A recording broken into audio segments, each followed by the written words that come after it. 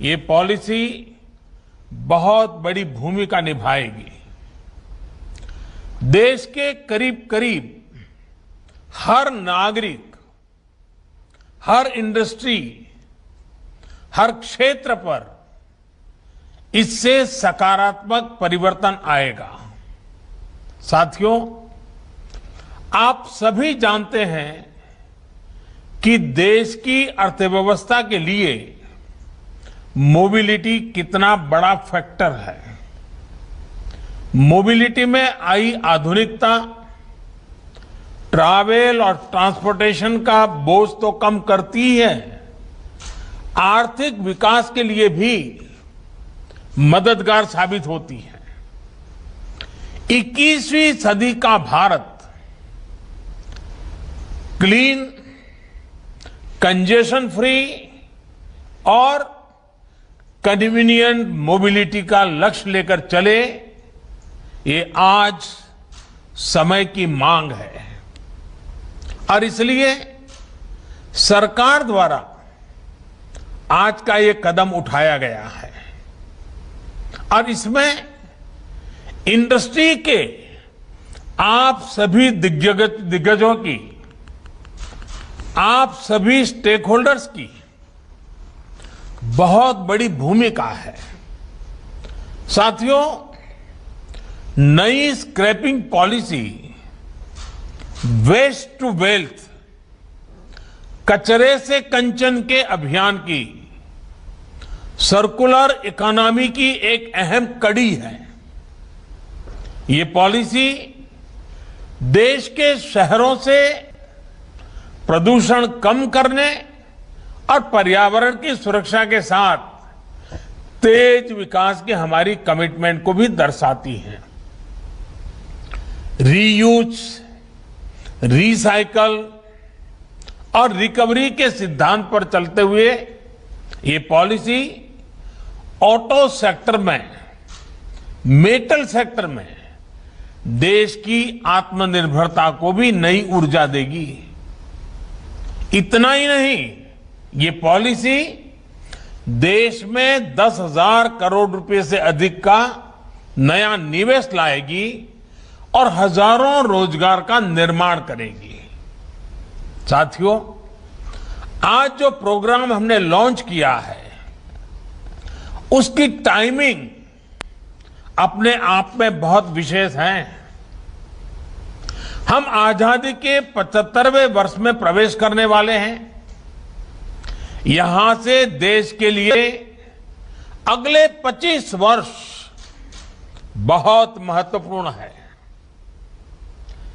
इन आने वाले 25 साल में हमारे कामकाज के तरीका, हमारे रोजमर्रा के जीवन, हमारे व्यापार कारोबार में अनेक अनेक परिवर्तन होने वाले हैं, होंगे ही।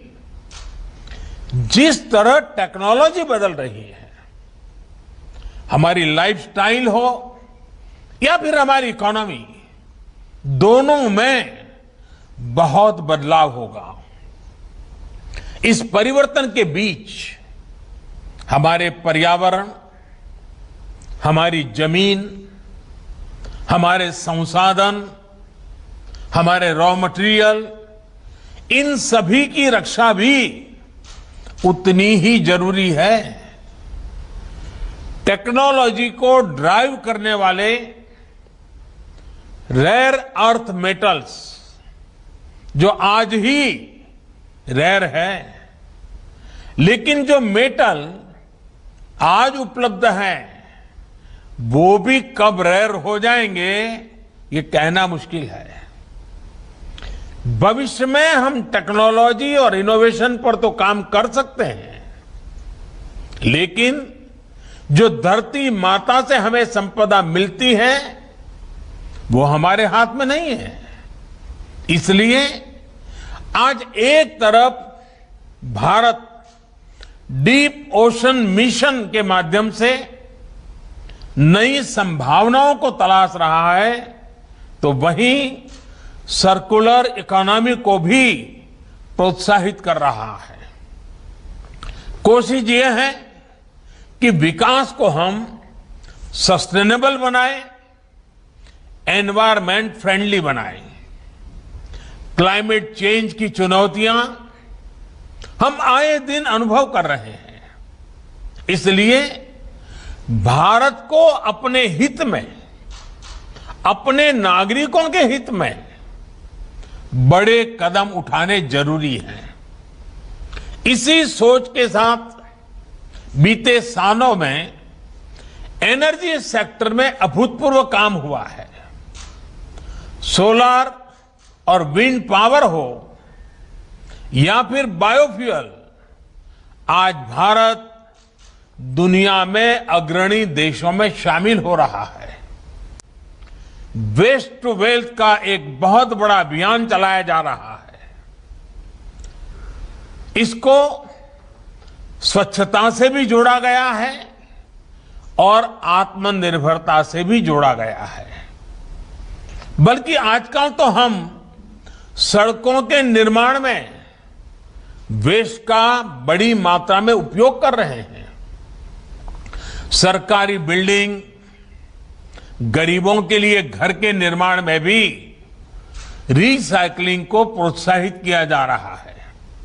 साथियों, ऐसे ही अनेक प्रयासों में आज ऑटोमोबाइल सेक्टर का नाम भी जुड़ गया है। इस पॉलिसी से सामान्य परिवारों को हर प्रकार से बहुत लाभ होगा। शायद सबसे पहला लाभ तो ये होगा कि पुरानी गाड़ी को स्क्रैप करने पर एक सर्टिफिकेट मिलेगा। ये सर्टिफिकेट जिसके पास होगा उसे नई गाड़ी की खरीद पर रजिस्ट्रेशन के लिए कोई पैसा नहीं देना होगा। इसके साथ ही उसे रोड टैक्स में भी कुछ छूट दी जाएगी। दूसरा लाभ यह होगा कि पुरानी गाड़ी की maintenance cost, repair cost, fuel efficiency, इसमें भी बचत होगी। तीसरा लाभ सीधा जीवन से जुड़ा है। पुरानी गाड़ियां, पुरानी टेक्नोलॉजी के कारण रोड एक्सीडेंट का खतरा बहुत अधिक रहता है, उससे मुक्ति मिलेगी। चौथा, इससे हमारे स्वास्थ्य पर प्रदूषण के कारण जो असर पड़ता है उसमें भी कमी आएगी। और सबसे बड़ी बात यह है कि इस पॉलिसी के तहत गाड़ी सिर्फ उसकी एज देखकर ही स्क्रैप नहीं की जाएगी। गाड़ियों का वैज्ञानिक तरीके से ऑथोराइज ऑटोमेटेड टेस्टिंग सेंटर्स पर फिटनेस टेस्ट होगा। अगर गाड़ी अनफिट होगी तो वैज्ञानिक तरीके से स्क्रैप किया जाएगा।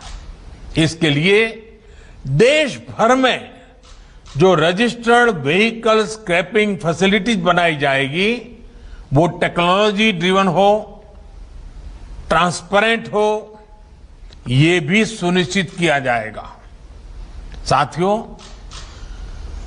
फॉर्मल स्क्रैपिंग पर क्या लाभ होता है, गुजरात ने तो उसे साक्षात अनुभव किया है और अभी नितिन जी ने भी इसका वर्णन किया। गुजरात के अलंग को शिप रिसाइकलिंग हब के रूप में जाना जाता है। अलंग दुनिया की शिप रिसाइकलिंग इंडस्ट्री में अपनी हिस्सेदारी तेजी से बढ़ा रहा है। शिप रिसाइकलिंग के इस इंफ्रास्ट्रक्चर ने यहां रोजगार के हजारों नए अवसर तैयार किए हैं। इस पूरे क्षेत्र में इंफ्रास्ट्रक्चर भी है और कुशल स्किल्ड मैन पावर भी है। ऐसे में जहाजों के बाद गाड़ियों की स्क्रैपिंग का भी ये बहुत बड़ा हब बन सकता है। साथियों, स्क्रैपिंग पॉलिसी से पूरे देश में स्क्रैप से जुड़े सेक्टर को नई ऊर्जा मिलेगी, नई सुरक्षा मिलेगी। विशेष रूप से स्क्रैपिंग से जुड़े जो हमारे कामगार हैं, जो छोटे कारोबारी हैं, उनके जीवन में बहुत बड़ा बदलाव आएगा। इससे कामगारों को सुरक्षित माहौल मिलेगा, संगठित क्षेत्र के दूसरे कर्मचारियों जैसे लाभ भी उनको मिल पाएंगे। इतना ही नहीं, स्क्रैप का काम करने वाले छोटे कारोबारी ऑथोराइज स्क्रैपिंग सेंटर्स के लिए कलेक्शन एजेंट्स का काम भी कर सकते हैं। साथियों, इस प्रोग्राम से ऑटो और मेटल इंडस्ट्री को बहुत बड़ा बूस्ट मिलेगा। बीते साल ही हमें लगभग 23,000 करोड़ रुपए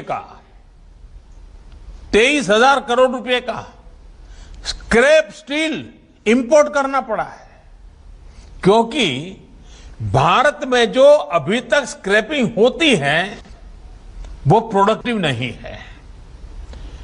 एनर्जी रिकवरी ना के बराबर है।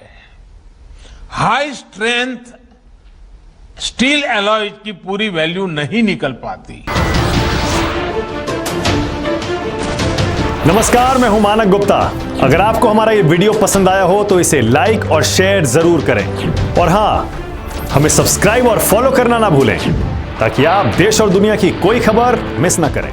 तो जुड़े रहिए हमारे साथ और देखते रहिए न्यूज़ 24।